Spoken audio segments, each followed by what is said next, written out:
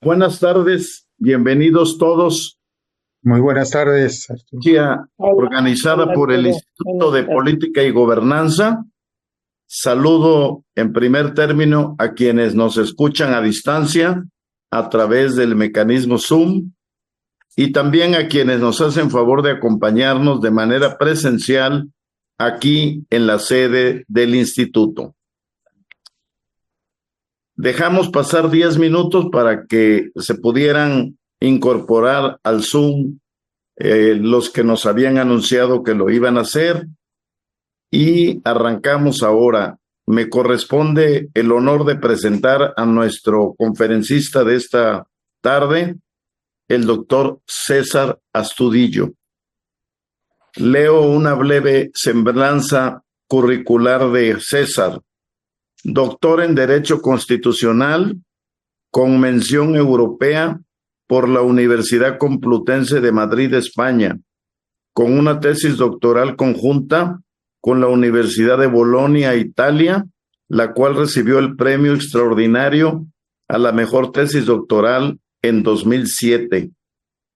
Cuenta con maestría por la propia Universidad Complutense de Madrid, especialidad en Derecho Constitucional y Ciencia Política por el Centro de Estudios Políticos y Constitucionales de Madrid y licenciatura en Derecho por la Universidad Autónoma de Chiapas, de donde es originario. Es investigador titular de tiempo completo del Instituto de Investigaciones Jurídicas y catedrático en la Facultad de Derecho, ambas de la Universidad Nacional Autónoma de México. El Sistema Nacional de Investigadores de CONACYT lo reconoce como investigador nacional a nivel 2. Ha realizado estancias académicas en la Universidad de Bolonia, el Tribunal Constitucional Español y el Max Planck Instituto en Heidelberg. Entre 2015 y 2017 desempeñó los cargos de abogado general y secretario de atención a la comunidad universitaria dentro de la Administración Central de la UNAM. Es autor, coautor y coordinador de 35 libros y ha publicado alrededor de 60 artículos académicos en libros colectivos y revistas especializadas de México y el extranjero. Es el director fundador de la Revista Mexicana de Derecho Electoral de la UNAM. Es articulista en los periódicos El Universal y El Economista. Ha impartido más de 350 conferencias y ponencias en diversas instituciones académicas de México, Alemania, España, Italia, Estados Unidos, Argentina, Brasil, Perú, Bolivia, Chile, El Salvador, Guatemala, Costa Rica, Honduras, Ecuador, Colombia y República Dominicana. Muy recientemente, el doctor Astudillo ha sido coautor del libro editado por el Instituto de Investigaciones Jurídicas de la UNAM, precisamente de análisis técnico sobre las 20 iniciativas de reforma constitucional que el 5 de febrero del presente año sometió a la consideración del constituyente permanente el presidente de la República. En este libro, el doctor Astudillo participa precisamente en el apartado dedicado al análisis de las iniciativas que tienen que ver con el Poder Judicial. Y aunque no solamente él escribe sobre ese tema, él nos va a dar una visión completa de lo que esta reforma representa. Así que tengo el gusto de darle la palabra y darle la bienvenida a César Astudillo, agradeciéndole el haber aceptado al Instituto de Política y Gobernanza la invitación para esta conferencia. Muchísimas gracias, muy estimado Arturo, y a todos quienes nos acompañan presencialmente y por Zoom. Veo a queridas amigas, queridos amigos también conectados por la red. Siempre es un gusto estar en este Instituto de Política y Gobernanza para hablar de este tema, que lo cierto es que ha estado en las últimas semanas en boga. Como investigadores de jurídicas, debo decir que no estaba planeado de esa manera, pero el libro que circuló, si no recuerdo mal, el jueves de ya la semana antepasada, empezó a circular sobre todo a través de redes sociales, a través de WhatsApp, cumplió su cometido. Cumplió su cometido porque al margen de que quienes escribimos en él hemos sido objeto de adjetivos, adjetivaciones, mensajes de todo tipo, lo cierto es que aunque no estuvo planeado así, surtió el efecto de hacer que se vea la magnitud de las reformas que está planteando el presidente de la República y someter a discusión distintas de ellas, marcadamente la reforma judicial, a partir de que nosotros sacamos este texto en el ámbito, en la parte judicial escribimos tres autores, yo soy uno de ellos, pero sirvió para impulsar un diálogo, una discusión académica, política y dentro de la opinión pública en los medios de comunicación, que todavía venía estando muy acotada, y entonces vemos que ese efecto sí lo cumplió, porque es responsabilidad de la Universidad Nacional, uno, discutir los grandes problemas nacionales, aquellos que están ya en desarrollo y aquellos que pueden fraguarse, y en ese sentido nosotros cumplimos con ese deber y con esa función. Así es que les quiero compartir algunas de las conclusiones que toqué en ese estudio, y Arturo me ha pedido que también toque algunas otras partes que no están ahí. Entonces, déjenme decir de qué estamos hablando. Lo cierto es que hemos puesto la atención en el Poder Judicial de la Federación, pero al menos esta reforma sí va a impactar también a los poderes judiciales locales solamente en una parte, en el mecanismo de elección de jueces y magistrados. Eso es lo que se está planteando en el ámbito local, pero sí lo va a tocar. Pero lo cierto es que la atención se la ha llevado los cambios al Poder Judicial de la Federación. Estos cambios, para poner en sintonía y que sepamos de qué trascendencia son, déjenme darles algunos datos. El Poder Judicial de la Federación hoy se integra con 919 órganos. La Corte es uno, el Tribunal Electoral es otro, el Consejo de la Judicatura es otro, cerca de 430 juzgados de distrito, cerca de 260 tribunales colegiados de circuito, hay tribunales laborales federales, centros de justicia, en total 919 órganos que tienen 1,665 titulares, es decir, ministros, magistrados electorales, magistrados de circuito, consejeros de la judicatura, jueces de distrito, 1,665, que al momento de aprobarse la reforma y de darse la primera elección, el transitorio de la reforma es muy claro, que cesarían en su encargo. Cesarían a pesar de que algunos llevan 1, 2 años. Recientemente, hace unas semanas, la propia Corte estaba tomando el juramento, estaba dando posesión a jueces de distrito que ganaron en los concursos, y hay quienes están ya en el Poder Judicial cerca de 25, 30 años, de tal suerte que hace una tabla rasa de todos con independencia de las antigüedades que puedan tener. Dentro del Poder Judicial de la Federación, al margen de estos 1,665 titulares, laboran 50,000 personas. 50,000 personas que forman parte de una carrera judicial que, desde mi punto de vista, es robusta, no exenta de problemas como los tienen cualquier institución, pero que mayoritariamente creo que han pasado por concursos de oposición para obtener sus plazas dentro de la carrera judicial, que por su propia naturaleza va escalonando para que las personas puedan ir asumiendo distintas posiciones. 50,000 personas solamente en el Poder Judicial de la Federación. Digamos, el año pasado, con cifras de 2023, a la Suprema Corte, como cabeza del Poder Judicial de la Federación, llegaron 16,800 asuntos solamente a la Suprema Corte de Justicia. La mitad de ellos, 8,200, vienen de los estados. Son amparos directos en revisión que mayormente revisan lo que resolvieron jueces a nivel local, que después tuvieron una impugnación ante un tribunal colegiado de circuito y que después, por la materia, han subido y han escalado hasta nuestro máximo tribunal, de tal suerte que, adelanto una de las conclusiones, hoy el Poder Judicial de la Federación está sufriendo, ¿sí?, los efectos de la debilidad que hay en los poderes judiciales de los estados, pero no estamos viendo, al menos esta reforma, no se está deteniendo a ver que el verdadero problema está allá abajo y no allá arriba, como la reforma se está planteando. Vamos, teniendo en cuenta esto, también el año pasado, en todo el 2023, al Poder Judicial de la Federación ingresaron 1,5 millones de asuntos. Si nosotros vemos la escalada de asuntos entre 2021, después de la pandemia, 2022 y 2023, que tenemos ya cifras al año completo, lo cierto es que la escalada de la expectativa de justicia ha venido incrementándose de manera muy amplia. Seguramente, si esta escalada sigue, en este 2024 estemos más cerca de los 2 millones de asuntos que del millón y medio. ¿Esto qué quiere decir?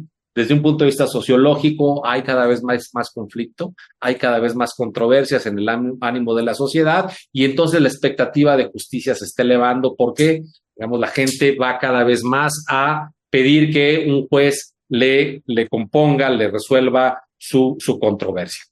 Eso es en el ámbito de la justicia federal. Hasta el momento no hay propiamente números precisos sobre el tamaño de los poderes judiciales de los estados de la República y cómo esto impactaría también en los titulares, en las carreras judiciales. Las carreras judiciales están ahí porque después de 1994, cuando se creó el Consejo de la Judicatura Federal, se hizo lo propio en el ámbito de los estados de la República. En 1999 hubo también una modificación orientada en ese momento a fortalecer a los consejos de la judicatura, y este modelo se extendió a los 32 estados de la República, de tal suerte que la carrera judicial existe, pero existe de una manera más débil que la propia carrera judicial a nivel federal. Estas son, digamos, algunas de las cifras para saber en dónde impactaría si vemos esto desde el punto de vista institucional. ¿Qué impacta o cuál sería el impacto a nivel de Poder Judicial de la Federación como un poder que se integra por titulares y por integrantes de carrera judicial? Y uno de las primeras conclusiones de lo que yo escribí es una parte oculta porque no se le había puesto atención, y yo espero que con esta publicación haya salido a la luz. Nos hemos enfocado tanto en el mecanismo de elección y en lo que implicaría elegir a los jueces por voto popular, que dejamos de ver otra parte de la reforma. Esta parte tiene que ver con el conjunto de garantías judiciales que hoy la Constitución, los tratados internacionales disponen para todos los titulares de los tribunales a nivel federal, y que son los que le permiten, finalmente, esas garantías están orientadas a fortalecer su capacidad de resolver con independencia, con neutralidad, con objetividad, con imparcialidad. Esta reforma afecta también este conjunto de garantías, que son al menos 10, lo cual no es menor. Ahorita voy a explicar algunas de esas afectaciones, pero lo cual no es menor, porque en lo que estamos frente a lo que estamos en esta reforma es frente a un deslizamiento del Poder Judicial hacia el ámbito de la política y hacia un perfil distinto de juzgadores, de magistrados, de ministros, cada vez que en el tiempo cada vez van a ir siendo más politizados y que van a ejercer una función con menos garantías. ¿Cuáles son esas garantías? Son al menos 10 las que se van a modificar. Es la integración de los órganos, marcadamente la Corte, que reduce su integración. Ahorita voy a ir punto por punto. 2, los requisitos de elegibilidad, que si bien esos no cambian, los requisitos que hay que ser mexicano, que hay que tener un título de licenciado en Derecho, que hay que tener distintas edades para ser juez de distrito, magistrado, ministro, eso, si bien es cierto, casi no cambia, pero lo que sí va a cambiar es el perfil. Finalmente, los requisitos proyectan un perfil. Decía un profesor austriaco, dime los requisitos que estás solicitando y te diré el perfil de jueces que tienes como expectativa, porque es así. Si te piden, por ejemplo, tener 20 años de desempeño en el ámbito de la abogacía, pues eso está tirando hacia una personalidad que tiene, digamos, ya un pasaje, una experiencia muy importante. Aquí se te pide ser abogado, prácticamente no se te pide ninguna especialización en ninguna materia, tener una determinada edad, no haber sido un conjunto de puestos también para justamente limitar la politización de estos encargos, y esto entra dentro de un tercer rubro, que es el régimen de incompatibilidades, que lo cierto es que también se modifica un poco. Después está la duración del mandato. Todas las duraciones cambian, empezando por las de ministros, que se reducen, otras se amplían paradójicamente. Después está como quinto elemento la renovación del mandato. La renovación del mandato particularmente hoy se ha entendido como la posibilidad de ratificación. Todos los que están en carrera judicial, que son jueces de distrito, magistrados de circuito, después de los 6 años de su nombramiento inicial, pasan por un nuevo examen de su desempeño de esos 6 años y automáticamente obtienen la ratificación. Y al ser ratificados son inamovibles, es decir, se quedan automáticamente por todo el tiempo dentro de la carrera judicial como una garantía de independencia. La inamovilidad es otra garantía de independencia que parte de ese momento inicial de ratificación. Bueno, aquí la ratificación se quita y se cambia por la reelección. Y la reelección en sí misma, cuando los cargos se someten a votación popular, tiene un efecto que no hay que desdeñar. Quien quiere volverse a postular y volver a pasar por la voluntad del electorado, tiene que ser consecuente de que se va a valorar todo lo que hizo, si sus propuestas de campaña, si sus compromisos se cumplieron, y también volver a promoverse y a proyectar nuevamente nuevos compromisos o a decir lo que hizo porque quiere o va a querer volver a ser votado. Además, las posibilidades de reelección son ilimitadas. Una persona puede llegar y puede participar tantas veces como él quiera y como la edad le permita a actos de reelección para pasar por el voto popular, de tal suerte que el tema no es mejor. Otro tema que también cambia en este conjunto de garantías judiciales es el tema de las ausencias. Las ausencias son, digamos, disposiciones que permiten que una persona que forma parte de un órgano pueda ausentarse por un periodo de tiempo corto para atender una operación, para atender un tema de salud, pero cuando pasan determinado tiempo, hay otras que ya no son tan cortas en el tiempo y que implican la posibilidad de retirarse hasta por 2 años, o incluso la posibilidad de una ausencia definitiva cuando alguien muere. ¿Qué sucede cuando alguien muere en el ejercicio del cargo? Bueno, eso activa una nueva nominación y todo este conjunto de normas están cambiando en esta iniciativa. Pero probablemente algo de lo más complejo viene cuando vemos que también está cambiando lo que se llama la garantía económica. La garantía económica se cambió en 1994 en 2 perspectivas. En ese momento se dijo: todos los que ejercen la función judicial deben tener un emolumento adecuado. Y se habló de la dignidad de la retribución de los cargos judiciales, para decir, bueno, es una función tan importante para el Estado que deben tener emolumentos suficientes, visto desde una perspectiva, y desde la otra cara de la moneda se estableció la garantía de la irreductibilidad salarial. ¿Eso qué quiere decir? Un buen salario y que por ningún motivo sea reducido, porque si no, eso es un acto de presión. Sacas una sentencia que no gusta y automáticamente te empiezan a disminuir el sueldo. Bueno, eso se entiende como una posibilidad de presionar. Y entonces desde 1994 quedaron esta doble garantía: salario digno e irreductibilidad salarial. Hoy se insiste en cada uno de los cargos que no puedan ganar más que lo que gana el presidente de la República. No importa la antigüedad, no importa si ya tenían esos salarios, hoy se establece a rajatabla que ningún funcionario judicial pueda ganar más que el presidente de la República. Otro tema que también es muy preocupante: justo hoy escribió el ministro Cosío un texto sobre el Tribunal de Disciplina Judicial, es el tema de las responsabilidades. toda la función judicial está, como cualquier cargo público, está sometido a un régimen de responsabilidades que al menos en la parte judicial se despliega en 4 vertientes. Hay responsabilidades políticas, juicio político, hay responsabilidades penales frente a la Comisión de Conductas Delictivas, hay responsabilidades administrativas frente a infracciones que supongan sanciones administrativas, y hay responsabilidades civiles, sobre todo por esto que hoy se conoce como el error judicial, cuando hay un error notorio que tiene implicaciones en el patrimonio de las personas y hay necesidad de resarcirlas. Bueno, este régimen de responsabilidades cambia, y sobre todo cambia porque se le dan notorias atribuciones al Tribunal de Disciplina Judicial.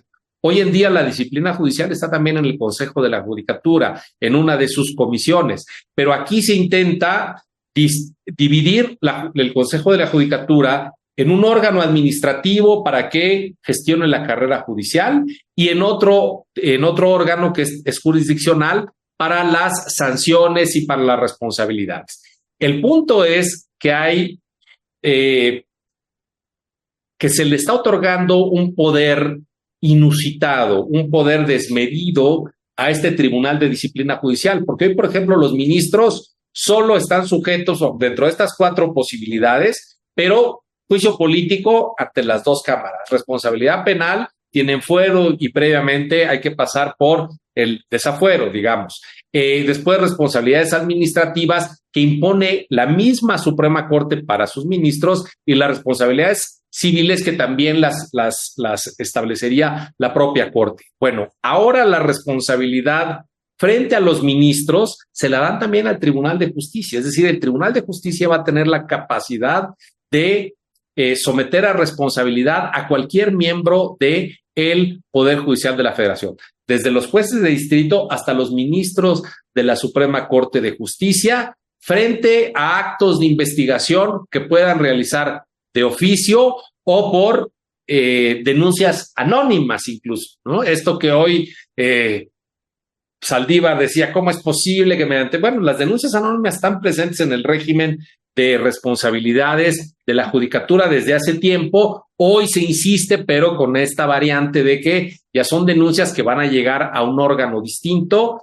frente al cual los propios ministros se van a ver sometidos, y ese es el dato: ministros, magistrados electorales, los mismos consejeros de la Judicatura, lo cual antes tenía un régimen distinto.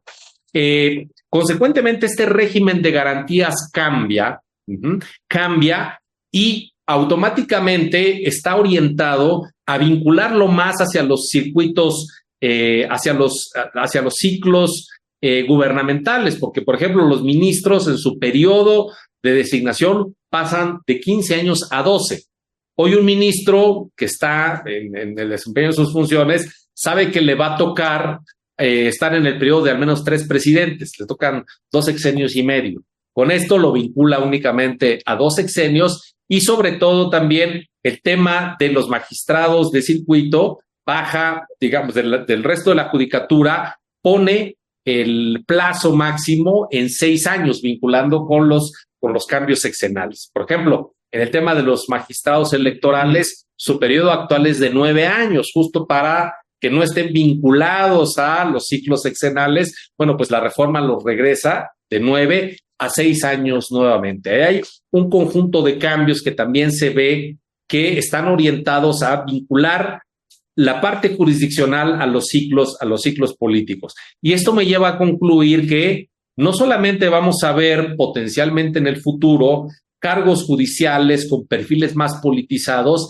sino que tengan menos garantías en el ejercicio de su función. Van a estar más endebles a la posibilidad de interferencias externas, de presiones externas, y eso me parece que va a terminar afectando su desempeño y el de la justicia de forma general.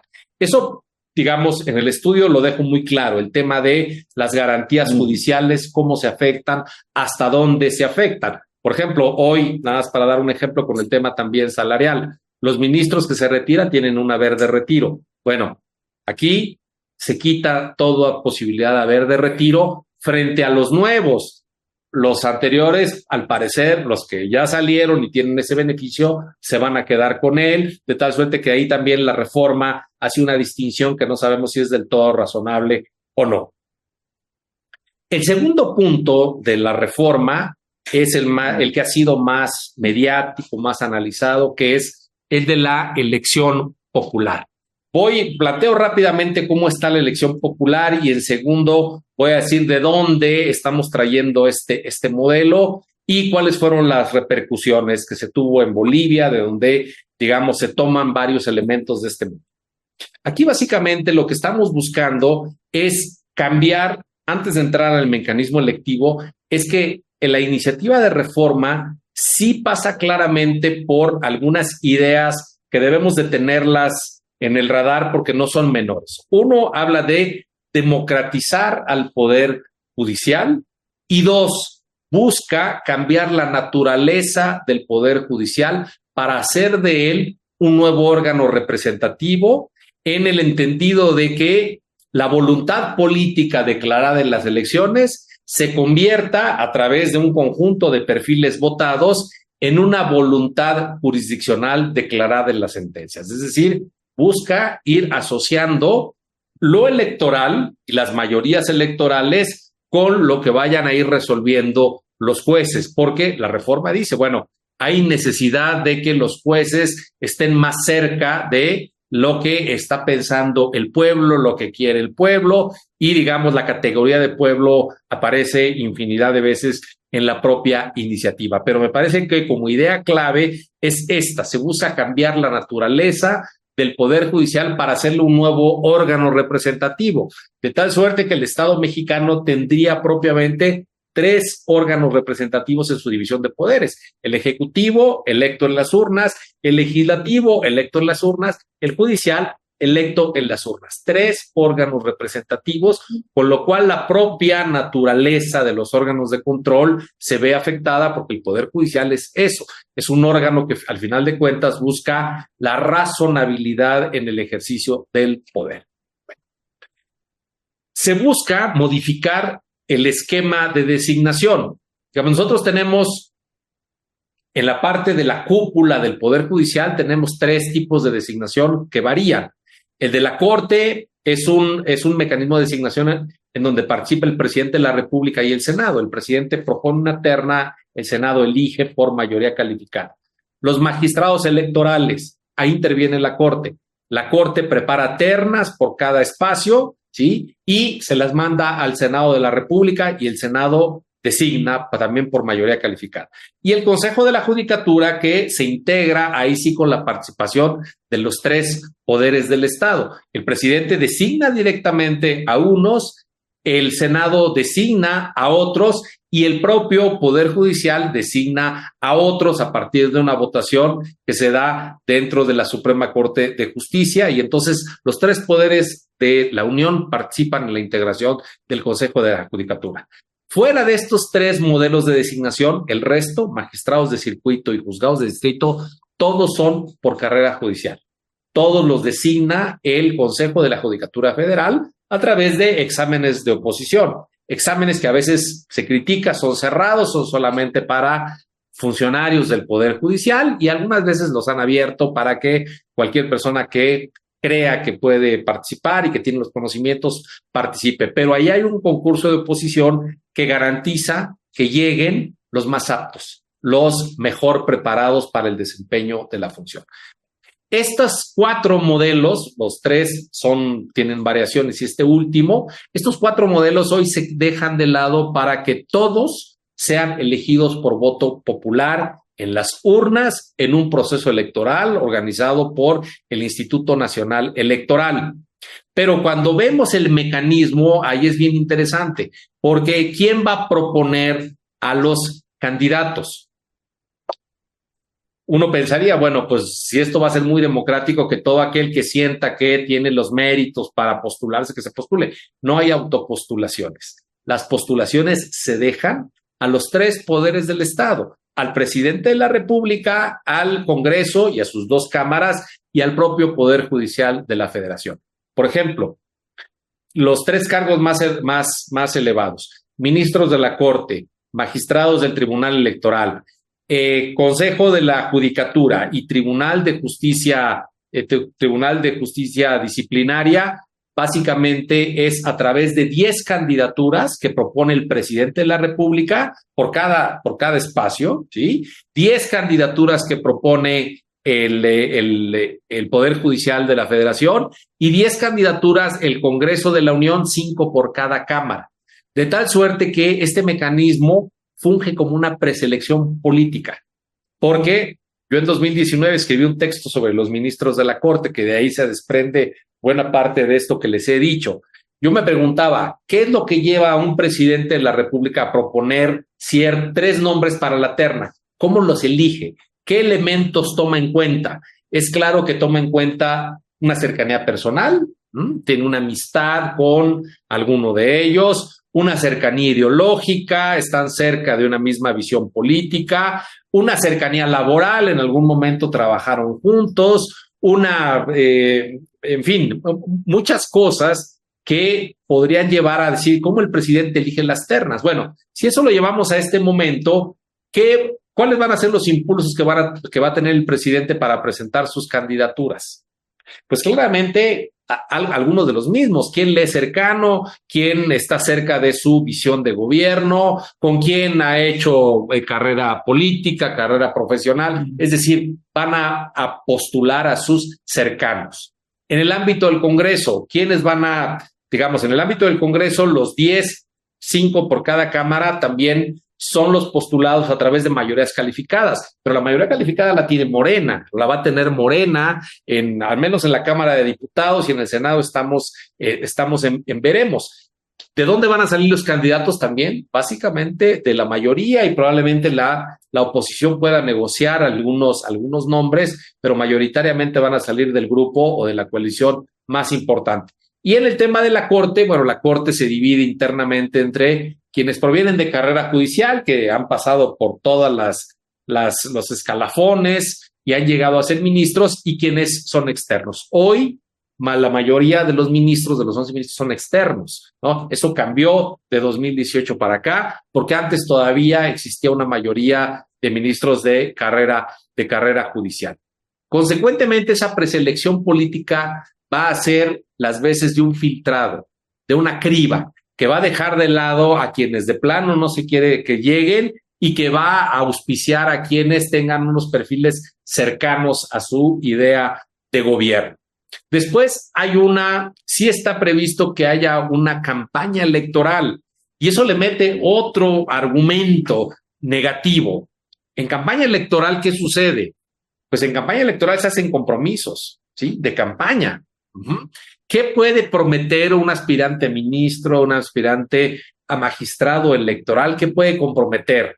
A decir, yo voy a resolver todos los asuntos en 2 meses. Bueno, pues realmente eso, quién sabe si sea de llamativo para el electorado. Me parece que ahí los compromisos de campaña tendrían o estarían muy cerca de llevar a los candidatos a pronunciarse ya sobre temas que eventualmente les van a llegar, y eso implica que ya tomen posición previamente, antes de ver el asunto, de lo que podría suceder. Por ejemplo, ahorita sigue el tema, y seguramente va a seguir el tema de la naturaleza de la Guardia Nacional como una autoridad civil o una autoridad militar. Bueno, imagínense un candidato que diga, yo voy a estar de acuerdo en justificar que la Guardia Nacional pase a estar digamos, como un mando de las Fuerzas Armadas. Bueno, realmente ese es el riesgo que tiene abrirlos a campaña electoral. Después les dan ciertas prerrogativas, tienen al menos 2. Tienen derecho a tiempos de estado en radio y televisión para que digan, yo propongo esto, yo vengo de aquí, mi currículum es este, y también a participar en foros de debate, ¿sí? Pero está prohibido el financiamiento público. Ahí sí, financiamiento no tienen, pero el riesgo no es el financiamiento formal que va a estar prohibido. El riesgo es también quienes por debajo del agua puedan auspiciarlos, y ahorita voy a hablar de la experiencia boliviana para ver ahí qué sucedió. Después de esta campaña, van a la elección y, claro, llegan los más votados. La elección, como les decía, está sujeta a la organización del INE, y también un dato que no es menor es que cada vez que haya elecciones judiciales, las reglas las va a dar mayoritariamente el Senado de la República a través de acuerdos generales, los acuerdos políticos, acuerdos parlamentarios, no acuerdos generales, acuerdos parlamentarios para señalar rasgos puntuales de las elecciones. Eso claramente le mete una discrecionalidad a las reglas, porque si algo sabemos en materia electoral es que la certidumbre de participar en una elección es tener claridad sobre las reglas del juego. Bueno, dicho hasta aquí rápidamente cuál es el proceso electivo, ¿de dónde viene? ¿De dónde lo tomamos? Yo encuentro que el único país que ha implementado este mecanismo en esos cargos, porque justo yo le decía ahorita a Arturo que vengo ese rato de una mesa en jurídicas, en donde se decía, bueno, es que no hay que tenerle miedo a esta elección porque en Suiza a los jueces de los cantones se eligen por voto popular. En Estados Unidos a los jueces de los estados de la Unión se eligen por voto popular.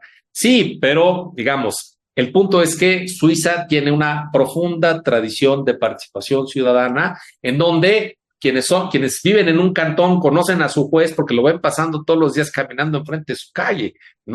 Aquí nosotros no tenemos esa cultura de la participación democrática y entonces aquí más bien nosotros estamos a expensas de que los interesados, los actores políticos interesados tomen sus candidatos, los impulsen, les den todas las facilidades y los conduzcan a que puedan ganar esos espacios. Y no lo estoy diciendo como un tema meramente académico. Eso fue lo que sucedió en Bolivia.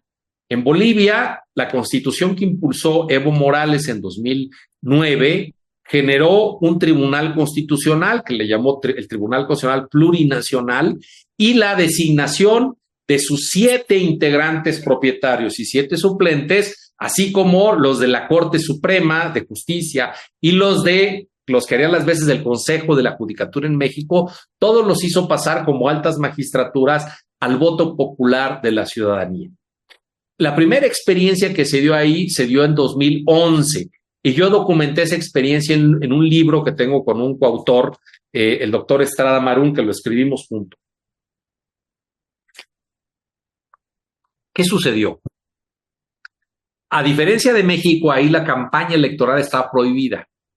Pero entonces el gobierno impulsó sus candidatos. Cuando la oposición vio eso, la oposición tomó ciertos candidatos y los impulsó. Y de repente los medios de comunicación dijeron, pues nosotros también tenemos que hacer lo mismo. Tomaron y les abrieron la puerta a sus candidatos y los impulsaron.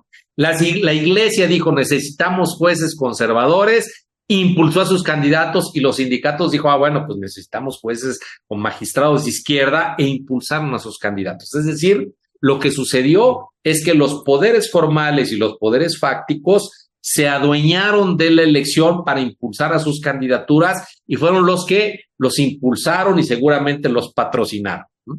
¿Qué sucedió con esto? Que al final del día no se cumplió una de las expectativas que hoy nos están vendiendo aquí con la reforma, de que pasar por el tamiz del voto popular va a hacer que los nuevos jueces sean independientes, porque ahorita todavía lo seguimos escuchando, están sometidos a los poderes fácticos, a la delincuencia de cuello blanco, etcétera, etcétera, y que el voto popular propiamente haría que estos males se disiparan. No, pues no fue así, al menos en Bolivia no fue así. Pero en Bolivia no estuvieron presentes 2 factores que a mí sí, digamos, uno me preocupa, uno es normal porque viene de Estados Unidos. Hace unos meses yo también impulsé un seminario en jurídicas con esto, en donde justo quisimos saber cómo se elegían los jueces en los lugares en donde está prevista la elección popular. Y ahí Jorge Madrazo, que desde hace tiempo reside en Estados Unidos, él nos explicó cómo se eligen a los jueces en los poderes judiciales de los estados de la Unión Americana. Y lo que nos dijo fue sorprendente, incluso nos habló cuánto puede costar una campaña para un juez o un magistrado en Estados Unidos. Son varios millones de dólares. Se llegó a hablar de que una campaña puede estar entre 30 y 40 millones de dólares. Una campaña, ¿no? Y que los principales patrocinadores son los despachos de abogados. ¿no? Pues claro, ¿no? Los despachos quieren estar cerca de su juez para llevarle sus asuntos y que estén cerca. Ese es un dato que en Bolivia no apareció, pero que en Estados Unidos aparece. ¿Aquí puede aparecer? Sí. ¿Eso me preocupa? No tanto, ¿no? Pero el factor que no apareció en Bolivia y que aquí sí es la posibilidad de la intervención del crimen organizado patrocinando sus candidatos a los distintos cargos judiciales. ¿Eso puede aparecer aquí? Sí, porque ya apareció en las elecciones. Es decir, el crimen organizado, el narcotráfico, está patrocinando elecciones y el Estado mexicano todavía no encuentra las cautelas para empezar a rechazar ese tipo de interferencias. No lo hemos encontrado, esa es la verdad. Ahí están los libros que hoy cada vez más documentan el flujo del dinero ilícito, el flujo del dinero ilegal, el flujo del dinero en efectivo en campañas electorales, y claramente también estamos viendo que el narco no solamente opera tomando a sus candidatos y postulándonos, sino que los que no son los suyos y que les representan un riesgo, los quita anticipadamente. Ese es un riesgo que no es menor y que habría que tener en cuenta. Pero el otro elemento que surgió en Bolivia y que aquí de alguna manera tiene un ajuste y que tendríamos que ver cómo opera, es el de la legitimidad, porque esto se está diciendo, vamos a democratizar al Poder Judicial y en esa idea de democratización le vamos a dar una legitimidad popular para que cuando entren a analizar las leyes que emite el Congreso de la Unión, ¿sí?, no las rechace una minoría que no tiene ninguna legitimidad frente a una decisión de integrantes que sí pasaron por el voto popular. Esto que técnicamente, doctrinalmente se conoce como la dificultad contramayoritaria. ¿Por qué un grupo de jueces puede echar abajo unas leyes emanadas por un órgano representativo cuando la ley representa, de acuerdo a la expectativa rusoniana, digamos, la representación de la voluntad popular, ¿no? Esta dificultad contramayoritaria es lo que buscaría, al menos teóricamente, esta iniciativa. ¿Pero qué sucedió en Bolivia? En Bolivia, el gran ganador de la elección fue el abstencionismo y el voto en blanco. Más del 50% de abstencionismo y de voto en blanco. Ahí se lo ganó. Y pues como a la población le costó identificar a sus candidatos, tengo documentado en el libro, los que ganaron, voy a centrar los datos nada más en el Tribunal Constitucional, que es lo que sería nuestra Suprema Corte. 7 candidatos propietarios a magistrados constitucionales y 7 suplentes. ¿Saben con qué porcentaje de votos ganaron los que sí llegaron y que estuvieron en la primera integración del Tribunal Constitucional? Hoy es la segunda integración. Esa primera integración fue muy cercana a la expectativa de Evo Morales, de tal suerte que es un tribunal que le avaló mucho de su programa político y le avaló también su primera intentona de reelección, ¿se acuerdan? Después cambió, llega otro gobierno, cambian los magistrados y después son magistrados contrarios a Evo Morales, de tal suerte que ahí también la experiencia es que la voluntad jurisdiccional va de acuerdo al momento político que se vive. Bueno, los que ganaron en ese momento, los que obtuvieron más votos, obtuvieron el 5.26% de los votos, los más votados. Los segundos más votados, el 3.5% de los votos. Los terceros más votados, el 2.4% de los votos. Y los últimos que entraron, el 1.86% de los votos. Claramente ahí se advirtió que esta idea de la legitimidad no se cumplió. Nosotros estamos haciendo un ajuste en la propuesta. ¿Por qué? Porque estamos vinculando las elecciones de toda la judicatura con las elecciones federales, ¿no? Y eso tiene una implicación. La gente va a salir a votar porque hay una elección federal y se busca justamente, pero eso también es riesgoso. Si uno no conoce a los nombres, ¿qué va a hacer? Pues va a tratar de que los candidatos que se identifiquen más con una fuerza política de su gusto, porque fueron los que los postularon, automáticamente se van a llevar el voto, de tal suerte que buscan un trasvase entre la preferencia política de los ciudadanos hacia los partidos, que eso también se trasvase hacia los candidatos del Poder Judicial. Ahí está, digamos, el ajuste, salvo un tema que no es menor. Digamos, con eso cierro un poco de dónde viene el tema. Viene de Bolivia y hoy en día que ha estado en la discusión la reforma judicial, algunos medios de comunicación han entrevistado a actores esenciales de Bolivia, de la política, algunos que son periodistas y que vivieron este proceso, algunos son políticos, el expresidente, uno de los expresidentes de Bolivia, y ellos refieren que la experiencia ha sido un rotundo fracaso. Así directamente la dicen. Ha sido un rotundo fracaso y no ha servido para la expectativa que se generó y hoy tiene a la justicia sumida en un caos porque es una justicia politizada, es una justicia corrompida, es una justicia que se vende al mejor postor, digamos, dicho por ellos. Bueno, aquí nosotros, después de narrar todo este esquema, parecería ser que, bueno, ¿cuándo va a cambiar esto? Decimos, bueno, si estamos vinculando la elección a la elección federal, pues la próxima elección federal es en 2027, ¿no? Bueno, pero el régimen transitorio vive por sí mismo. El régimen transitorio dice, no, todo eso que dijimos es para cuando esto se normalice, pero deben de haber elecciones en un año. En un año.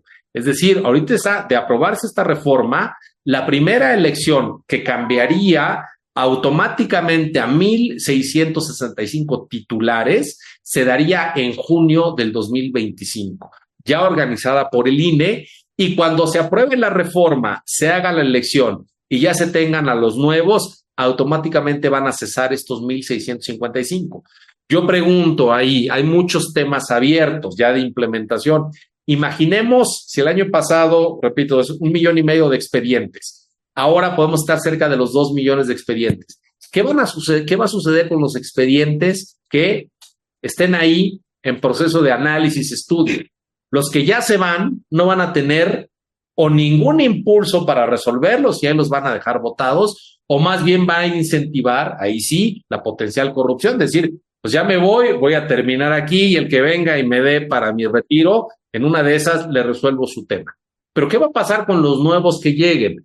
Van a llegar personas que probablemente muchos de ellos no tengan experiencia en la función judicial y se van a encontrar con que tienen ahí 200 expedientes que se dejaron sin resolver.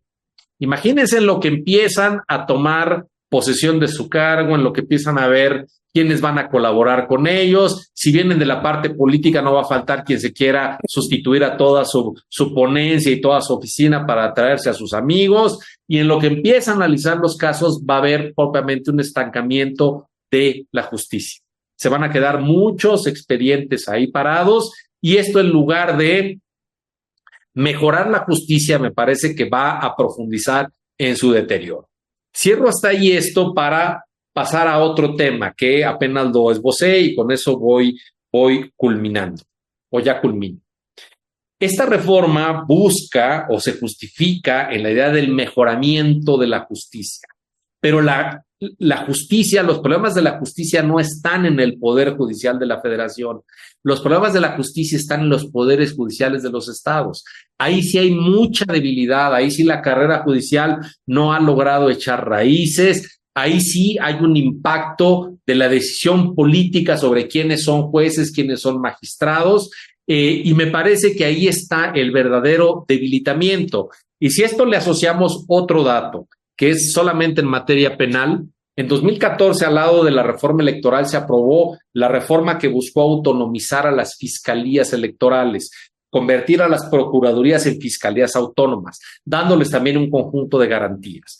Hoy, yo puedo decir, tengo recientemente una tesis doctoral que yo dirigí en eso y me permitió conocer muchos datos más a profundidad.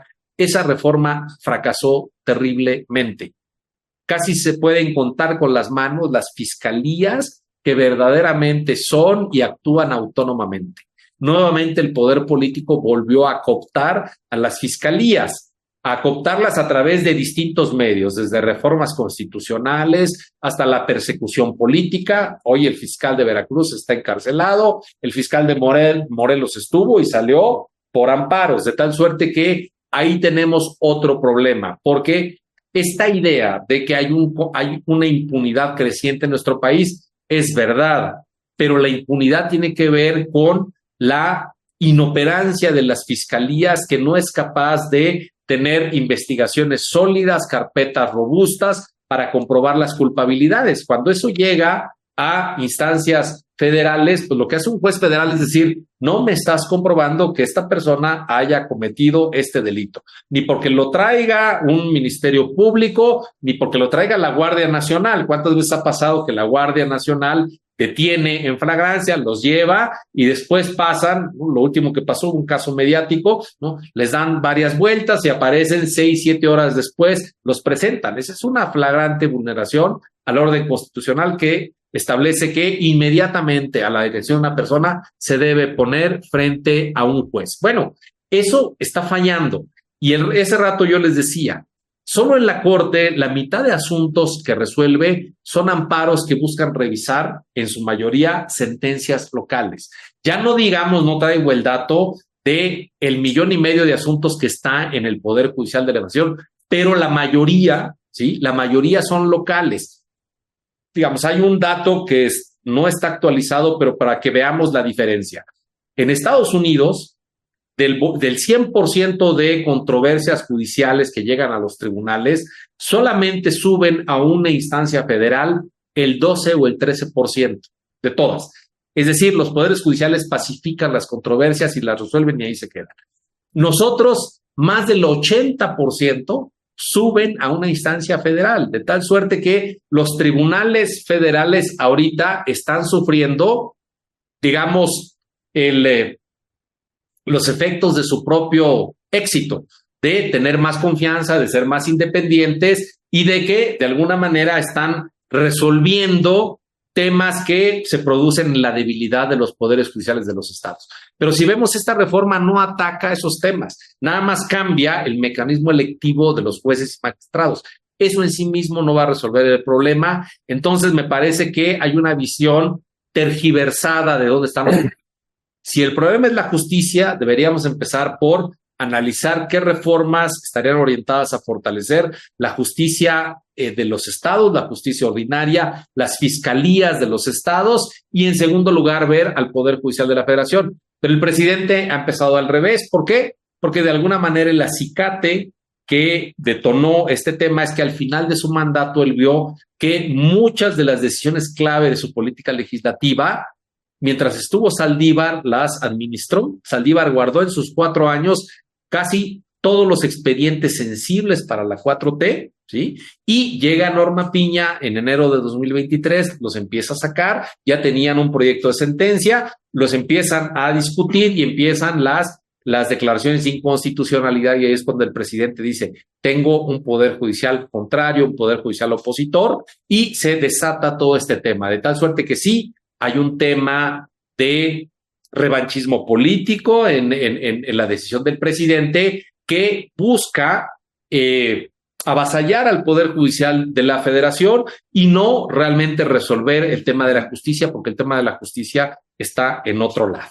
Yo me quedaría hasta ahí, querido Arturo, para dar paso a preguntas y respuestas con muchísimo gusto.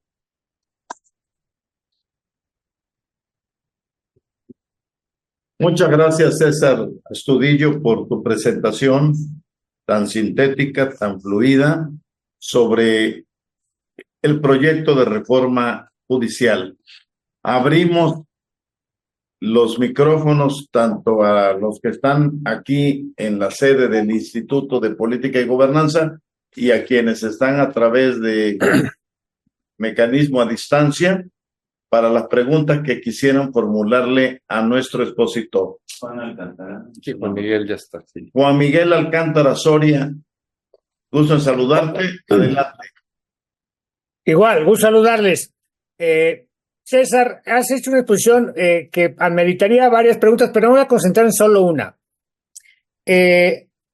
Cuando hablas en referencia a que el sueldo del presidente de la República se vuelve el tope para todos los cargos públicos, pocos se detienen en que el sueldo del presidente no es solo lo que numerariamente cobra él, sino que hay que agregar, conforme al propio 123 constitucional y desde la perspectiva fiscal, todas las prestaciones en especie que el presidente tiene, incluyendo dónde vive. Así cualquiera tenemos que considerar esas remuneraciones en especie. Hay cosas más interesantes de lo que dijiste, pero me quiero centrar en esta primera parte de tu exposición, porque luego es muy fácil decir que los ministros y todos los demás no pueden pasar lo que nominalmente el presidente tenga como remuneración. Te felicito por la exposición, pero me gustaría saber por qué no se pone en su justa dimensión lo que López Obrador gana. Gracias. Gracias, querido Juan Miguel. Voy respondiendo Por favor. cada una rápidamente. Tiene razón, y ese tema de alguna manera ya llegó a la Corte, pero la Corte lo resolvió inicialmente en un primer momento, pero el segundo momento no. Ahí el que sacó a la luz esto realmente fue además, con una pertinencia y un sentido de responsabilidad magistral, fue el ministro Juan Luis González Alcántara, que por cierto hoy tiene un texto magistral que escribió que vale la pena muchísimo leerlo, porque me parece que no solamente demuestra su sentido de independencia, sino su erudición. Bueno, cuando llegó la primera vez impugnada la Ley Federal de Remuneraciones, salió este tema y él dijo, bueno, es que justo el salario nominal del presidente es uno, pero tiene un conjunto de emolumentos y prestaciones adicionales que no tiene ningún otro servidor público y que hace que su sueldo vaya íntegro a sus ahorros, ¿no? Los demás pues gastan digamos, en hospedaje, gastan en alimentación, gastan en servicios de seguridad, gastan en comunicaciones, gastan en movilidad, una serie de cuestiones que el presidente tiene resueltas. Por eso ese primer momento de la ley federal se declaró la inconstitucionalidad de ese parámetro, porque no contemplaba esto que acertadamente señalas. Bueno, después el tema se quedó ahí, hay que decirlo, el tema se quedó ahí y se ha quedado sin resolver. Y eso ha dado lugar a más bien una narrativa, que es más bien una narrativa política, decir, bueno, ¿cómo es posible que los ministros ganen más nominalmente que el presidente? Sí, ganan más en el término del salario estricto, pero no en tema de emolumentos. Han habido 2 o 3 estudios que se han ocupado de tratar de estimar cuánto sería, agregándole todos estos valores adicionales, el salario del presidente, y la verdad las cifras son muy altas, son estratosféricas, ¿no? Pero es un tema no resuelto y eso es algo que de alguna manera sí se tiene que precisar con este segundo momento de análisis constitucional de la Ley Federal de Remuneraciones, porque si no, sí parece que se están igualando cuestiones que naturalmente son desiguales y que habría que ponderar en su justa dimensión, ¿no? Pero ahora el hecho de decir, bueno, que todos ganen menos, es más bien también un posicionamiento político, ¿no? De decir, bueno, bájense el sueldo porque están ganando más que el cargo que debería tener el salario más elevado, pero sabemos que es más bien narrativa política, ¿no? ¿Alguien más? Aquí tenemos. Sadós Sánchez Carreño. Gracias, Fernando. Desde luego, felicitar a César y Arturo por la oportuna invitación que le has hecho al doctor Astudillo en un tema que hoy nos interesa mucho y es de una importancia capital para el país. En la exposición de motivos que hace la iniciativa, señalan una serie de argumentos. Uno de ellos es el derecho comparado al que ya se refirió César, comentando esta elección que se hace en Estados Unidos, en Suiza, pero también emplea otro argumento histórico, haciendo la referencia a las constituciones que hemos tenido y que señalan que la elección de los jueces no es ajena a los textos constitucionales y que desde 1824 se prevé la elección. Si bien es cierto que se mencionan en los textos la elección indirecta, de todas formas, el fundamento original para la ocupación de estos cargos sería la elección. Efectivamente, yo creo que y considero que esto es una reforma que no plantea cuestiones de carácter general para atender los retos de la justicia. Incluso ni siquiera los que enfrenta el Poder Judicial, Si nosotros recordamos y una consulta y un análisis que se hizo y que provocó un diagnóstico muy completo fue el famoso libro blanco, me parece que por ahí del 2006. Son aspectos que se señalan en la iniciativa de la reforma propuesta. Pero un tema que me interesaría, César, pudieses comentar, es lo que se refiere a la justicia en los estados y cómo va a repercutir esta iniciativa. Si bien es cierto que el texto del 116, como se propone, no particulariza ni enfatiza algunos aspectos más que la elección, en el transitorio octavo de la reforma, se presta una interpretación que, conociendo nuestra realidad política, no solamente se va a limitar al aspecto de la elección de los jueces. Yo creo que se va a producir en el país, una vez aprobada, porque pues la mayoría calificada ya la tienen, se va a producir en todo el país una serie, pues podríamos decir casi de competencia en las constituciones locales de quién va a tener una posición, diríamos, de avanzada, aunque esto signifique la destrucción de nuestras instituciones, por cumplir con lo que son los lineamientos de la reforma federal. ¿Qué podríamos hacer a partir de los estados? En mi caso yo soy de Oaxaca, a partir de los estados, para tratar de minimizar, de limitar estos efectos que en una extrapolación jurídica se van a dar en las constituciones locales cada vez. Por ejemplo, el tema de las garantías que has abordado de manera muy precisa, se va a exacerbar y van a ir ahí no a ciertos salarios, sino a más allá de lo que el texto constitucional. Esto sabemos que es inevitable en el sentido de que exista esa imitación legislativa en las entidades federativas, pero podremos tener alguna situación, y estoy pensando en los instrumentos internacionales que pueden dar quizás alguna argumentación que permita contener o limitar esa exacerbación que puede darse en un horizonte próximo. Gracias por tus comentarios. Muchas gracias. Muy interesante la pregunta, porque es verdad.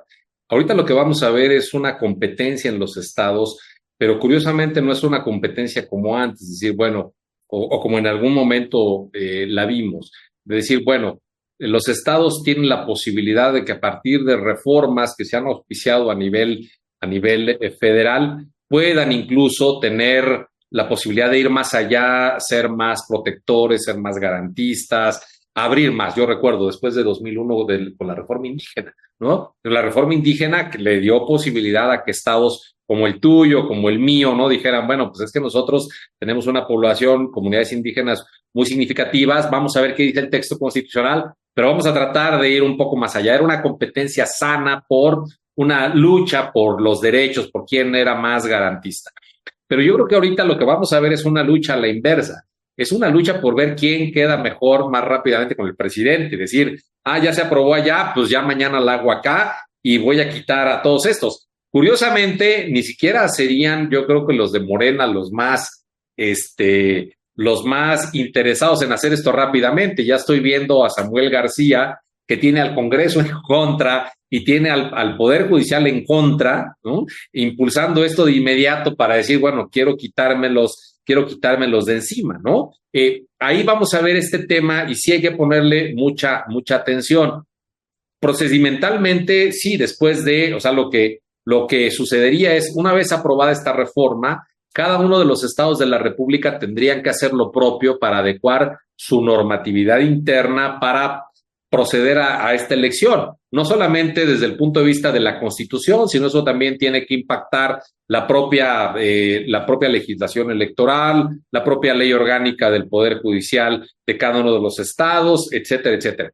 Esto abre un espacio de tiempo. Yo también lo estoy viendo. Ahora vemos de alguna manera la Corte, parecería ser que está inmóvil frente a esto, ha estado buscando canales de discusión, las asociaciones de magistrados, las asociaciones de jueces han tratado de acercarse, el sindicato también de trabajadores ya empieza a hacer lo propio. Están circulando hoy en día algunos estudios ya producidos dentro del Poder Judicial que tratan justo de ponerle énfasis en las afectaciones ya más puntuales. Finalmente el sindicato no forma parte de la carrera judicial. El sindicato son personal administrativo de base que tiene el Poder Judicial, que también es muy extenso, pero después están los otros, los trabajadores de confianza, que también tienen el Poder Judicial. Es decir, cada uno va claramente a poner el acento en sus intereses, pero ¿esto a qué puede llevar? Esto podría llevar a que ganemos un poco de tiempo en relación a que, por ejemplo, en relación a que hoy se ponga la atención en solamente algunos órganos y que vayamos a la elección solamente de algunos, pero no de todos. Es decir, no hacer rajatabla, decir, vamos a ir a una elección a sustituir a todo el Poder Judicial de la Federación. Si se dejan afuera magistrados, tribunales colegiados de circuito y juzgados de distrito, con eso se están dejando de mientras en la forma como están ahora la mayor parte de los 919 órganos que estamos hablando. Probablemente haya interés de decir, iniciemos con la Corte, iniciemos con el Tribunal Electoral, iniciemos con el Consejo de la Judicatura, iniciemos con el Tribunal de Disciplina Judicial. Bueno, ahí se le podría ganar un poco de tiempo, y en el ámbito de los estados podría ser algo parecido, ir por partes. Ahora que estamos empezando a discutir los entresijos de la reforma, tal vez una de estas cuestiones sería decir, bueno, si esto es inevitable, si inexorablemente vamos para allá, falta ver cómo queda la representación proporcional en cuanto al Senado de la República para ver si realmente van a alcanzar la mayoría calificada o cuántos les van a faltar. Ahorita se está hablando de que les pueden faltar 3, 4, bueno, vamos a ver. Eso implicaría ganar un poco de tiempo, digamos, para decir, no lleguemos no vayamos radicalmente por todos los órganos y por todos sus titulares, sino vayamos pausadamente y paulatinamente para no afectar de más a la justicia. Y 2, ¿cuáles son los mecanismos de defensa? Ahí sí claramente creo que una de las estrategias debe ser, no sé si el Poder Judicial ya esté pensando en eso. Veo a los poderes judiciales de los estados muy aletargados, nadie ha salido a decir nada, la CONATRIB no ha levantado la voz para decir, oigan, también nosotros queremos que nos escuchen, ahí no ha dicho nada, y lo cierto es que lo que se podría intentar son, medidas cautelares de la Comisión Interamericana, las ha otorgado en relación a otros países en donde también, frente a cambios de gobierno y frente a esta intentona de hacer tabla rasa de los máximos órganos de garantía, ha concedido medidas cautelares, y esto probablemente llegue a la Corte Interamericana de Derechos Humanos. La jurisprudencia de la Corte Interamericana es muy robusta en cuanto a la independencia judicial, en cuanto a estas sustituciones completas. Ha pasado en Perú, ha pasado en Ecuador, no recuerdo más en qué otros estados más, pero frente a estas sustituciones de las máximas magistraturas, ha dicho, hay responsabilidad de los estados porque no garantizaron la independencia, la inamovilidad judiciales, y me parece que el caso de México podría ser un poco distinto. Ojo, el hecho de cambiar la mecánica de elección no se entiende per se que hay una afectación a la independencia judicial. Hoy incluso está circulando un documento de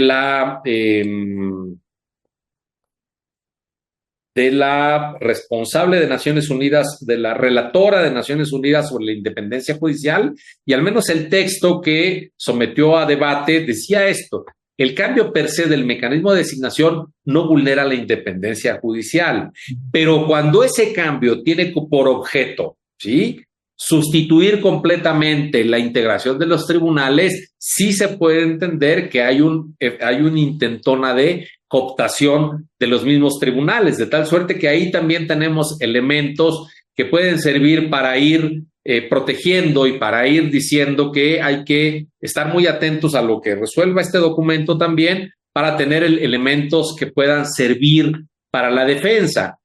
El problema es que también veo que si esto llega a la Corte Interamericana, pues nuestro país, ¿qué posición va a adoptar? Cuando esto ha sucedido, hay países que hoy están alineados dentro de los populismos que lo que han hecho es confrontar a la Corte Interamericana, confrontar al sistema interamericano e incluso hacer una intentona de salirse de, digamos, del sistema, ¿sí? de la OEA, de rechazar la jurisdicción de la Corte Interamericana. Han sido los casos marcadamente de Venezuela y de algunos otros que hasta eso ni siquiera son tan populistas. No ha habido Uruguay ante ciertas Uruguay, que lo entendemos como un país pues sólido, Argentina también, República Dominicana, Perú, Ecuador, frente a sentencias que les son adversas, han tratado de tensar la relación con el sistema interamericano, y aquí yo también vería que nuestro país no puede estar exento si eso llegara a pasar, es decir, si viniera una protección desde el sistema interamericano de nuestra judicatura, yo creo que entraremos en tensión también con el propio sistema interamericano, pero eso está en veremos, ¿no? Bien, gracias, muchas gracias. César, me gustaría hacerte dos preguntas. Una, me queda implícito de tu exposición y de la lectura de tu trabajo, de que nadie que haya estado en la magistratura puede participar para la elección futura. Bueno. Que implicaría esta preocupación de la relatora de las garantías de los jueces de las Naciones Unidas, en el sentido de que de lo que se trata es de jugada de carta nueva,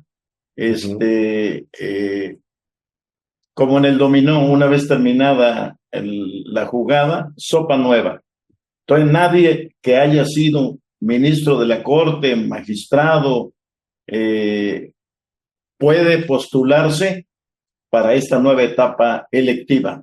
Y segundo, sí, hace varios años yo conocí ante el PNUD, la doctora Magaloni presentó un estudio que, a diferencia de todos los estudios en materia penal, no partía conforme a la tradición de todo el procedimiento penal, desde que empieza la denuncia, la ratificación de la denuncia, hasta llegar en el supuesto de la condena a la extinción de la pena.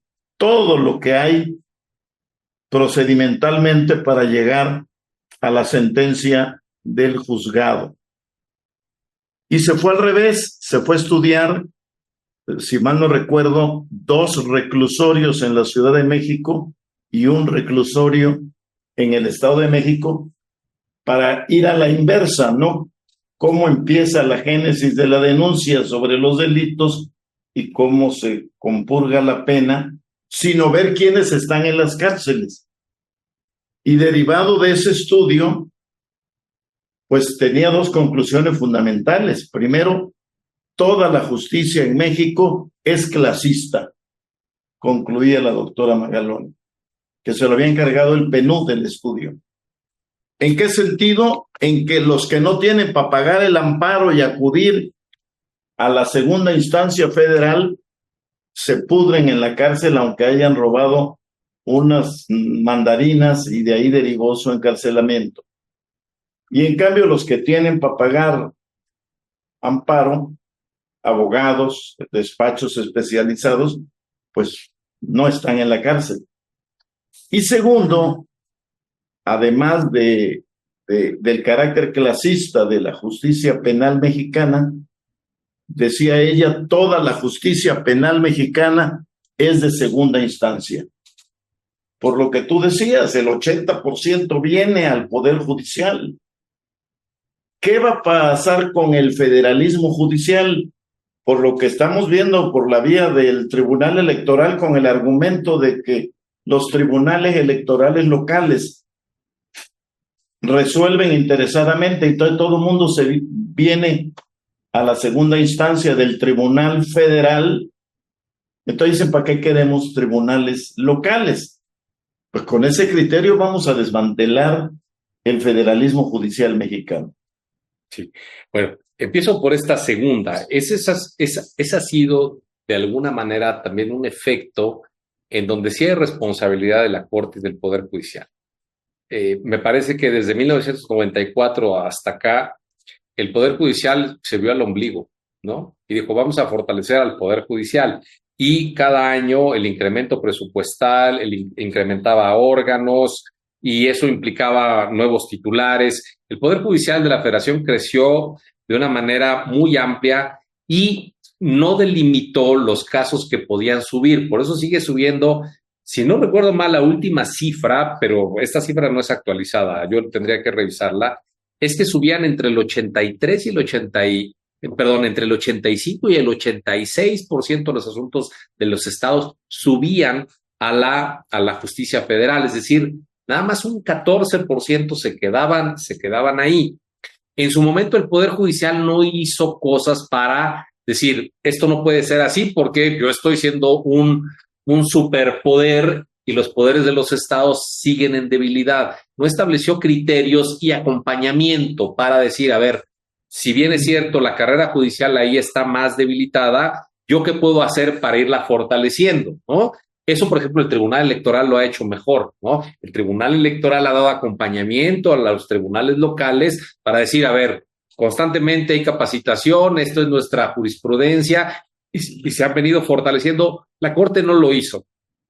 Para esto intentó la estructura de las casas de la cultura jurídica, pero lo cierto es que no funcionó. Y hoy, repito, hoy está viviendo pues un efecto de esa propia evolución que lo ha hecho un superpoder. Repito, tiene 919 órganos a nivel nacional con 1,700 cerca titulares, bien pagados, con una estructura sólida, pero en el ámbito de los estados hay hay jueces de primera instancia, que en ciertos estados ganan 20,000 pesos, ¿no? De ese tamaño la diferencia, ¿no? Un juez que gana 20,000 pesos del ámbito local, pues imagínense, ¿no? Que no tiene todas las garantías, pues ¿cómo va a resolver? Bueno, primer punto. Entonces, ahí sí hay una afectación, pero eso nadie lo está viendo, porque realmente no solamente es culpa de la Corte, que no hizo lo que estaba en la Corte, es verdad. Y ahorita lo han dicho que este tema ha salido, porque ahorita que salió este tema se ha dicho, oigan, y si la justicia estaba tan mal, ¿por qué no utilizaron la reforma judicial de 2021 para meterse en esto? Y claro, han salido a decir, bueno, pues es que no es nuestro ámbito, nosotros somos la justicia federal, la justicia de los estados es otro ámbito. Bueno, es verdad, pero también ahí ha faltado un acompañamiento propiamente de la clase política para fortalecer, pero es porque yo creo que de manera abierta o más velada no ha interesado fortalecer la justicia por muchos, digamos, por muchos argumentos que ahorita no creo que valga la pena comentar. Finalmente, en el ámbito de los estados se sienten bien teniendo jueces que son cercanos al poder. Finalmente, hay un libro que es muy interesante, de un profesor español, que no habla de los poderes judiciales, pero sí habla de las procuradurías. Se llama el poder de acusar. Bueno, pues que está bien mantener el poder de acusar como una de las derivaciones del poder político. Me parece que ahí ha estado el por qué no hemos querido avanzar dándole autonomía o dándole totalmente independencia a estos poderes. Y otro es el amparo, sí, hoy ha salido en todos lados. El amparo es muy caro, ¿por qué? Porque es el último recurso y eso ha implicado que hay especialistas en amparo directo, en amparo indirecto, hay especialistas en amparo administrativo, en amparo civil, en amparo familiar, en amparo. Es decir, cada uno de los amparos tiene ya sus especialistas, eso lo ha complejizado, eso lo ha encarecido, pero para muchos es el último recurso de tener acceso a una justicia especializada. Bueno, primer punto. Segundo punto, fíjate que en lo que decías de la baraja nueva, no hay una disposición expresamente que impida a la ministra Lenia Batres volverse a postular, ¿no? Pero yo creo que ella se volvería a postular, ¿no?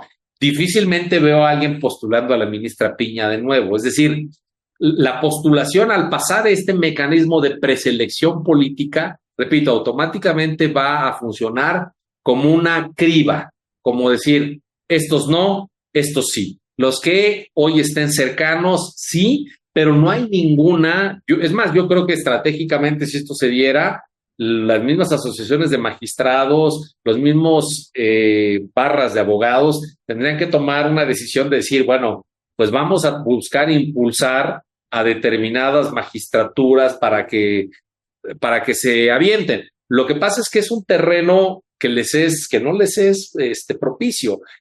Justo este es el tema que cuando hablé del perfil, tal vez no me detuve tanto, pero aunque los requisitos de elegibilidad sigan los mismos, el perfil va a ser distinto porque esto va a hacer que todos los que quieran entrar a formar parte del Poder Judicial entren a la arena electoral, que automáticamente vayan tomando las reglas de las elecciones, las reglas formales, pero sobre todo las reglas informales. Esto los va a echar al campo de la política, los va a hacer funcionar en un terreno electoral. El terreno electoral funciona con acuerdos, funciona con compromisos, funciona de esa manera y eso va a hacer que automáticamente cuando lleguen sientan esa vinculación con el electorado, de tal suerte que cuando resuelvan temas que tengan que ver con derechos sexuales, con derechos reproductivos, claramente van a decir, bueno, ¿qué pensaría el electorado que me votó? Sobre todo ante la expectativa que tengo de ser reelegido. Imaginemos esto en casos,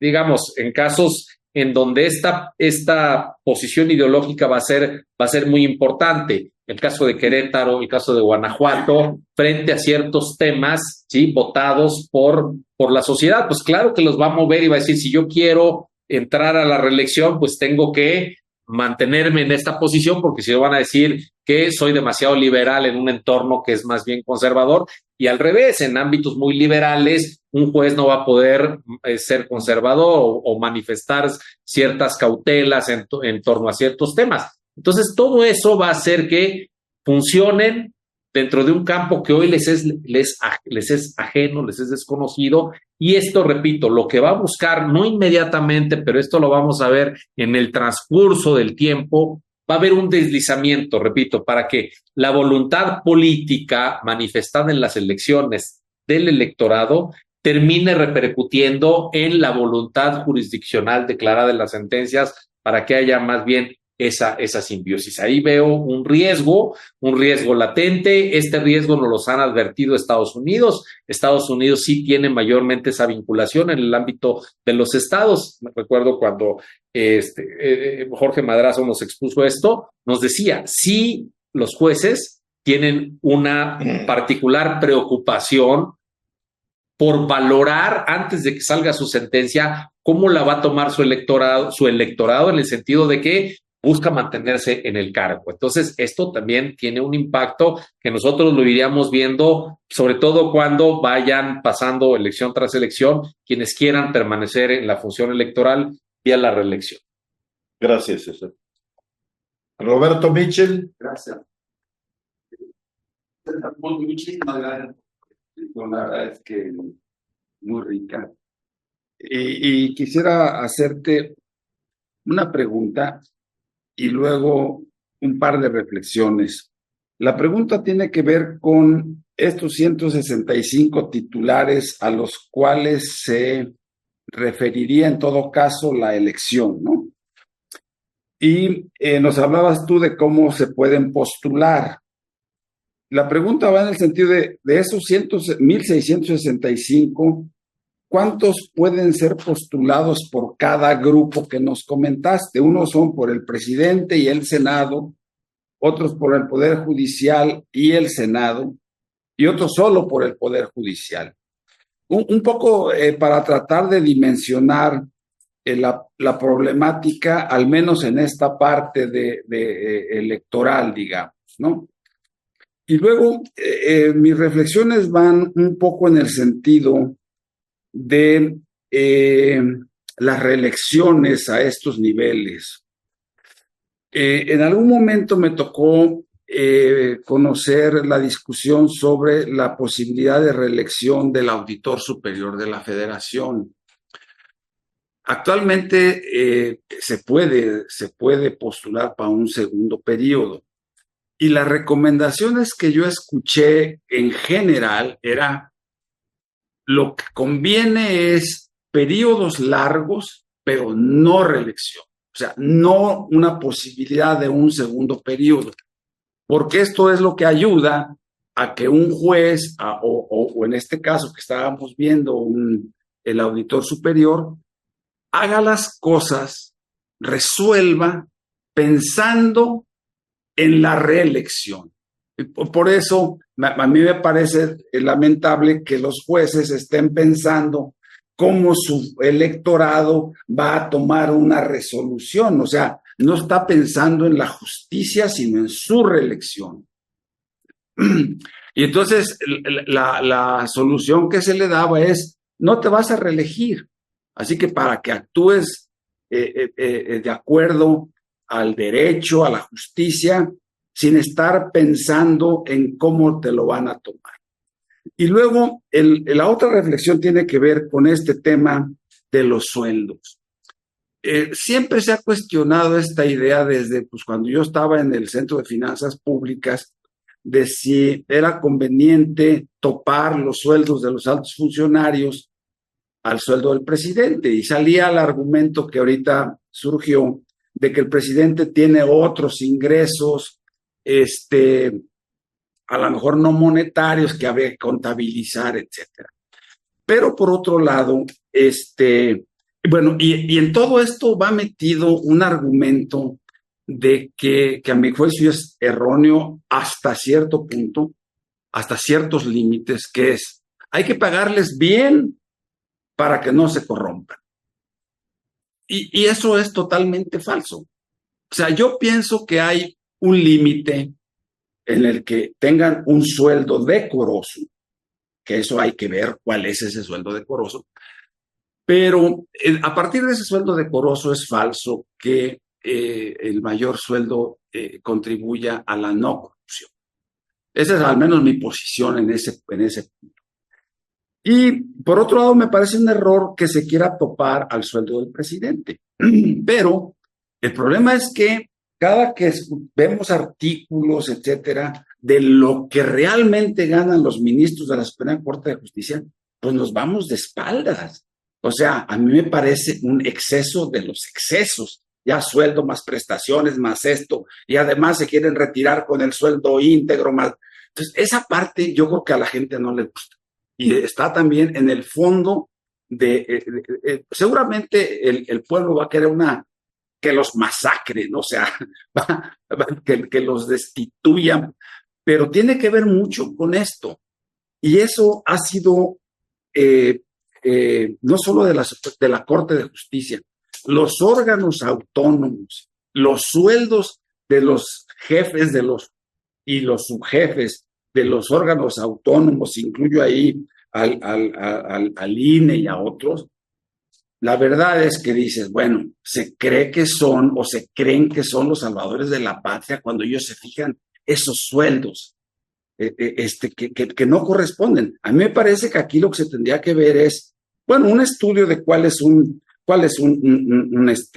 una remuneración justa para los servidores públicos de los distintos niveles, y además creo que aquí también sirven las comparaciones internacionales.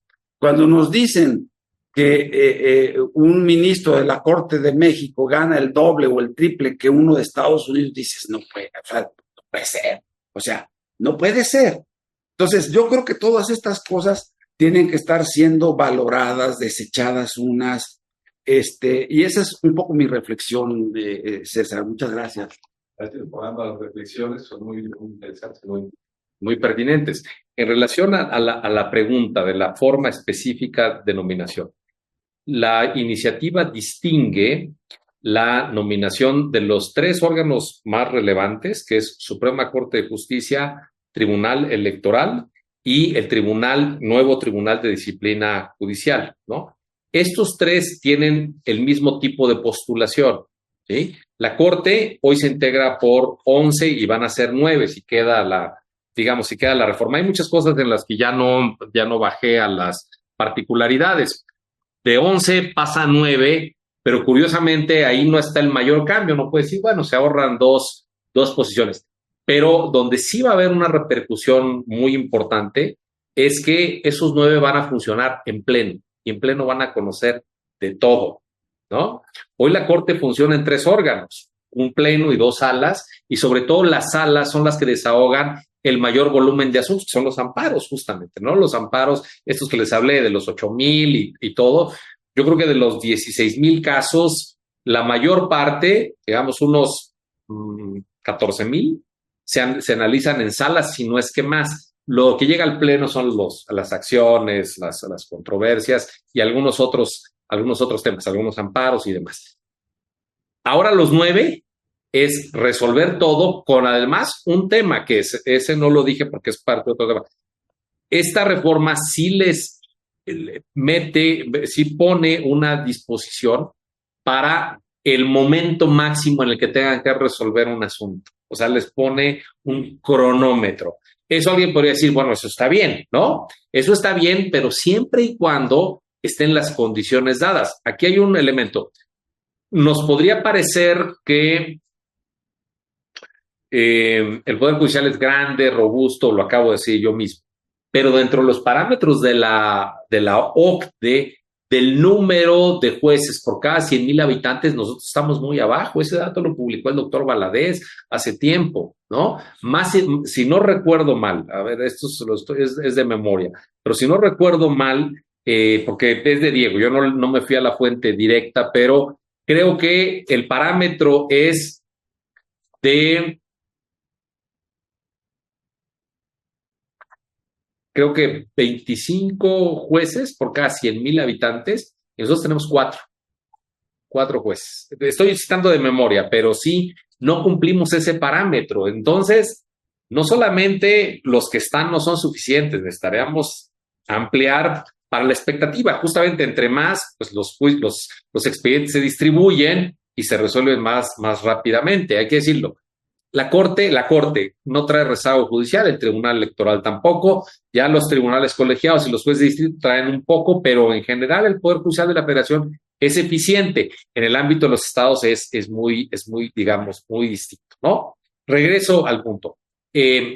Para la corte, el tribunal electoral y el tribunal de justicia, el presidente va a postular, ahorita solamente me quedo en la corte, a 10 candidatos. O sea, si se van a elegir 9 ministros, el presidente va a promover 10 candidatos, el Congreso de la Unión 10, 5 la Cámara de Senadores, 5 la Cámara de Diputados y el propio Poder Judicial otros 10. Es decir, 30 candidatos para 9 espacios, ¿no? Esos mismos 10 candidatos también están para el Tribunal Electoral y para el Tribunal de Justicia de Disciplina Judicial en los mismos términos, ¿no? 10, 10 y 10 cada poder. Después, pero lo fuerte en el ámbito de la estructura judicial son los juzgados de distrito y los tribunales colegiados de circuito. Todos esos tribunales, los centros de justicia, los tribunales laborales, los tribunales de apelación, todos estos, el presidente, imagínate, el presidente va a postular a 2 por cada espacio que haya, el presidente postula 2. El Senado postula 2 y el Poder Judicial a 2. Es decir, van a haber 6 candidatos por cada puesto. Si tú ves de esos 1,665, ¿cuántos son? Le quitemos 11, 7 y 7, ¿no? 14 y 11 son 25. Son 1,640, ¿sí? Que sobre esos 1,640 van a haber 6 candidatos por cada uno. ¿Cuánto da esa multiplicación? No la he hecho, ¿no? Pero la podemos hacer ahorita, ¿no? 1,640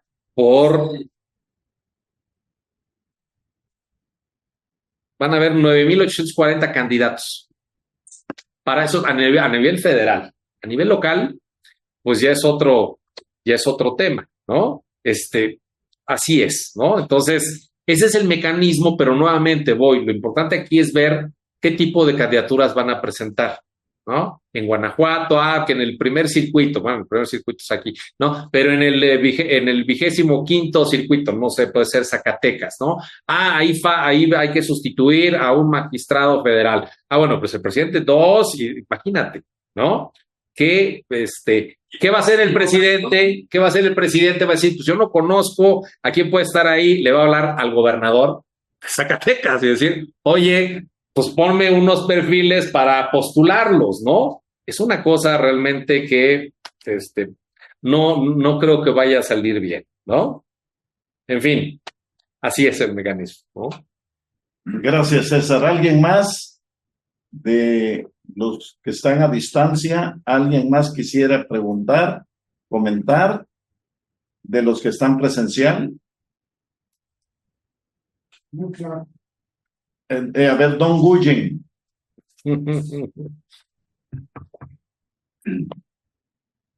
Es una pregunta que viene de la ignorancia, ¿no? Pero yo que me parece extraño, especialmente en la discusión sobre los sueldos de los magistrados, es que nunca hablo de la profesión de juez y de magistrado. Es que nadie, por ejemplo, va a cuestionar el honorario, el sueldo de un gran cirujano, un gran doctor. ¿Por qué? Porque todo el mundo acepta que es una gran especialidad y que esta especialidad merece una remuneración, yo diría, absolutamente indiscutible. En caso de los jueces, yo tengo la impresión de que toda esta discusión, es decir, yo después de leer 3 páginas de Wikipedia puedo presentarme como juez magistrado, porque no existe un reconocimiento de su función social, su función y especialmente de su profesión. Y este cálculo de la relación entre profesión y remuneración es casi ausente de la discusión sobre las reformas del Poder Judicial.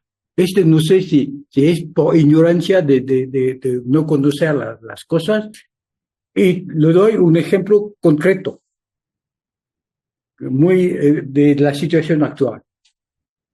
En la selección, por ejemplo, de los candidatos como magistrado electoral, el comité técnico, que sea consejero del IFE o magistrado, no hay un ex consejero o ex magistrado en el comité de selección de los candidatos. Es decir, la experiencia de 9 años de un magistrado o de un consejero no cuenta.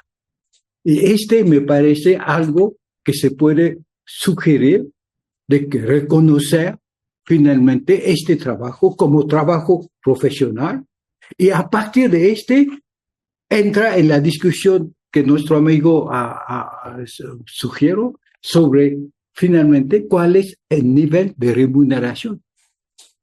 ¿No? Sí, o no, porque es una anécdota personal, ¿no? Cuando me entregaron un premio para administrador electoral, mis amigos de Vietnam y mis amigos de Francia me preguntaron, ¿pero por qué te dan un premio para alguien que no existe? Porque en Francia, como en Vietnam, como en China, no existe la función de administrador electoral. Son funcionarios del Estado, punto. Y es probablemente un punto a discutir en esta fase.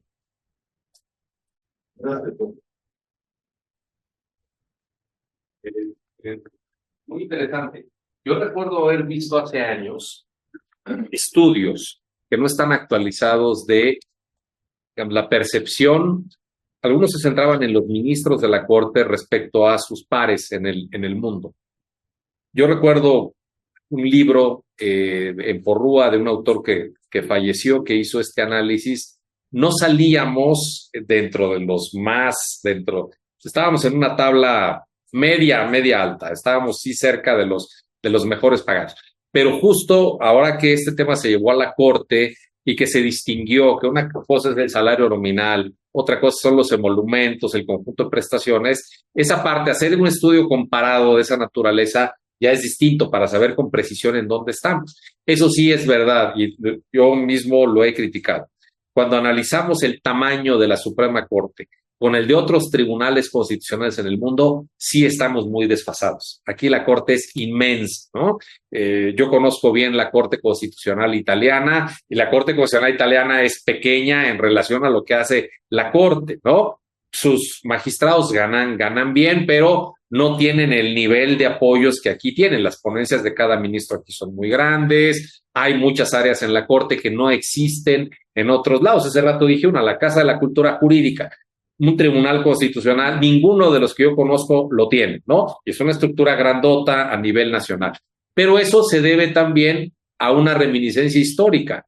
Nosotros convertimos a la Suprema Corte, a nuestro máximo Tribunal de Justicia, en un tribunal constitucional, y ya traía una estructura muy grandota que se quedó, ¿no? Se quedó como tal, no se han hecho esfuerzos por hacerlo más chiquito. Eso ha sido una decisión también de allá adentro, decir, oye, ya no necesitamos esto, pero así se quedó. Entonces, yo creo que lo que hay que hacer es volver a enfatizar la importancia de hacer un estudio comparativo, y que también tenga en cuenta lo que dice Don. Finalmente, un salario digno en Inglaterra es distinto a un salario digno aquí. Son muchas de las cuestiones que tenemos que ver, no nada más ver. Yo recuerdo que estos estudios decían, bueno, si allí ganan 15,000 libras, lo trasladaban a pesos y, bueno, nuestros ministros están... Bueno, tampoco esa comparación es así a rajatabla como tal. Es decir, ahí sí tendríamos que hacer estudios más pormenorizados, no solamente de emolumentos personales, sino también de estructuras institucionales. No es lo mismo tener un apoyo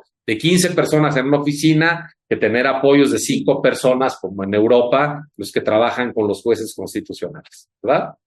Muy bien, pues yo les agradezco mucho su presencia, y bueno, quedo pendiente porque esto todavía va a dar para algunos otros capítulos.